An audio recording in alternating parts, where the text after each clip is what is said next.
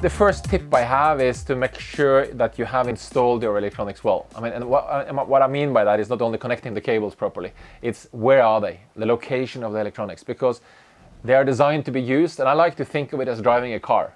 You know, you would never put the speedo in the car underneath the seat, and you would never put the charge in the back seat. You will put it in front of you when you're driving, because when you're driving on the road, you have to have your eyes on the road. And I think boats are the same, but people tend to not think of it that way, because traditionally in the old days when we didn't have modern electronics, they were always down below. They were never actually on deck. And then some instruments started to move on deck, and today we have everything on deck. But it only really works if you have them at the right locations when you're actually sailing. So that's the first thing, make sure they're located in the right places.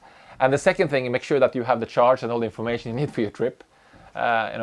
Do simulate your cruise in electronics before you leave the dock.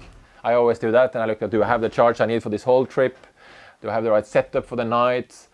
Am I calibrated with instruments, etc.